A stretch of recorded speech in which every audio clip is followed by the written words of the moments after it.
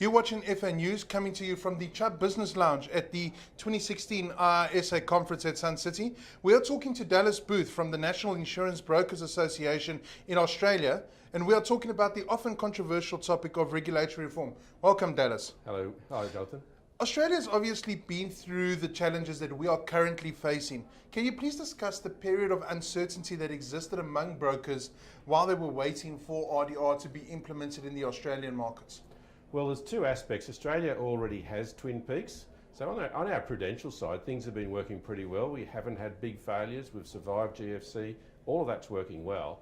On the market side, though, we've had lots of people losing a lot of money. Now, that's not happening in general insurance. So we're proud to say, through the insurance brokers and the operation of the markets, people are being well served. And so that's working well, I think, because of the dedication of brokers, not particularly because of the structure of the regulatory process. Let's look at how this has affected, or regulation has affected, the industry as a whole. Firstly, how has RDR affected the broking industry, particularly how brokers go about their daily business? Well, Australia is a little bit different, and the obligations that are placed on personal advice to domestic customers are so great, most brokers just don't even go there.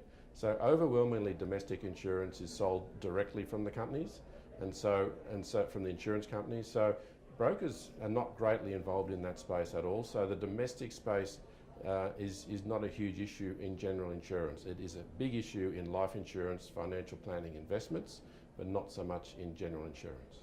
Let's look at the industry now. Are clients looking at the industry in different lights? Is there increased trust that clients give towards brokers and towards insurers because of RDR? Well, because of the trust for brokers comes in the relationship between the broker and their client. If they've got a good relationship, the client understands the broker's value, what they're doing, the advice they give, and invariably they're rusted on to the broker. So there is that understanding and there is that trust.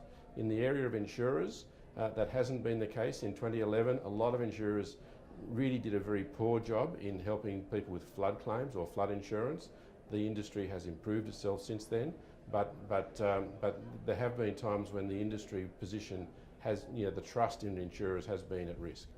Let's finally look at the law. I mean, the word draconian legislation is being bandied about in the industry a lot. Do you feel RDR and Twin Peaks can become a bit draconian? And is there necessarily a problem with draconian legislation? Well, I think they do two different things. So I think the prudential mechanism operating in Australia has worked. It's worked through GFC, it's worked through massive natural disasters, and the costs are rising out of that. That's a good thing. But on the market side, which is where RDR works, lots of people have still lost billions of dollars. So there has to be a question mark about the effectiveness of some of these regulatory structures, and I think a lot more discussions have to be had before developing countries and other countries follow the route of Australia or even the UK in some of these areas. So I think we've got to still work out what is the most effective regulatory process for consumers and for these markets. Thank you very much, Dallas. It's a pleasure.